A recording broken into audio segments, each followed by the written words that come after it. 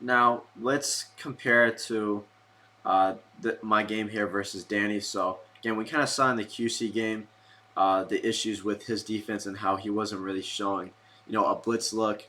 He wasn't, he just wasn't disguising his defense. So not only was there's no blitz ups, but he didn't.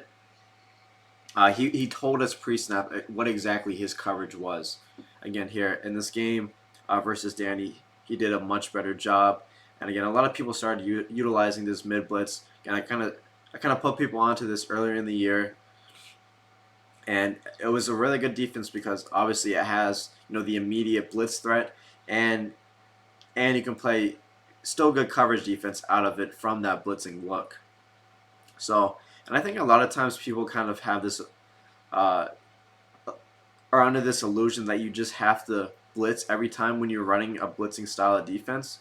Again, just because you have a good blitz doesn't mean you have to use it. Again, you can still utilize a lot of coverage defense while still benefiting from the looks, while still benefiting from having the threat of pressure. Because again, you're gonna get people to block extra people a lot more consistently. So again, as you guys saw uh, versus QC, I sent 5 people out in a route every single time because again, he didn't show that threat of pressure. Whereas in this game versus Danny, again, I mix it up a lot more because again, I wasn't exactly sure what he was gonna if he was blitzing or playing coverage. So again, you're gonna see me mix up, how many people I was sending out in a route. Again, this time I sent out 5. Again, Danny only blitzed like 4 people here. Again, he's still doing a good job of mixing up, blitz or coverage. So again, it's a risk.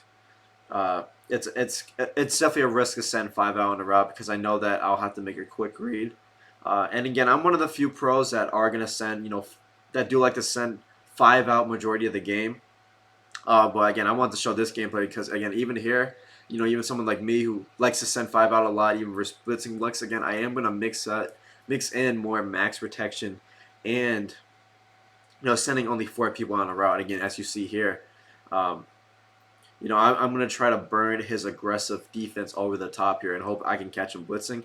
But again, this Danny, uh, again, I don't know if this is going to be a blitz or coverage because again, he comes down the box. This is how you should do it. He comes down, hovers, whether it's blitz or coverage. Again, he makes it look the same. So I never knew pre-snap whether it was going to be blitz or coverage. So again, I also run the risk here of only sitting 3 out in a route. If Danny's in coverage, again, it's going to be really tough to get someone open here. So again, I really gotta anticipate that it's going to be a blitz. Even though even with the Max Pro here, he was able to scream.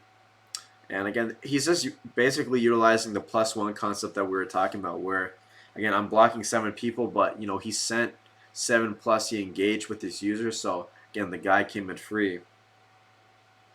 Here, again, I'm worried to kind of send out my running back here because again he's mixing up sending 5, manning up my running back sometimes. So again, you're not, as you saw in the QC game, is 5 out every time. But again, versus this guy, I can't just send 5 out, every single time because again I run the risk of having to make a quick read every time versus immediate pressure. So again, it's so vital to have this illusion of pressure here because again you see how it's altering my play calls. Again, I'm not just sending 5 out in a route. I'm mixing it up. It's either 5 out, then it's max pro, then I'm sending my running back, all blocking my running back. So again, this style of defense was much more difficult to go up against. Again, I couldn't really predict pre-snap what was going on. So again, even here, again, block the tight end. Again, you are never going to see me block my tight end versus QC, I promise.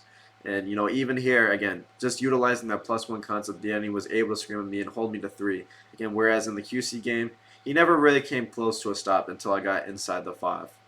I'll skip ahead here. Just kind of show one more drive.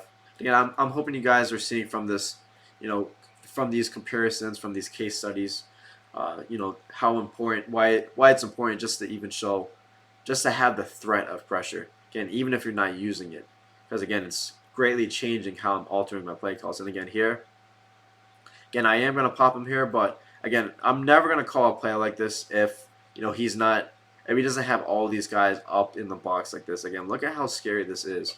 Again, do you really want to send 5 people out on a route versus every time? Yeah, you really don't. It's just a million people up in the box. It's like, man, I'm gonna have 1 second to throw if I send people out. So again, it's kind of a risk to send out people out versus a look like this. Whereas like in the game like QC, again, I wasn't risky at all.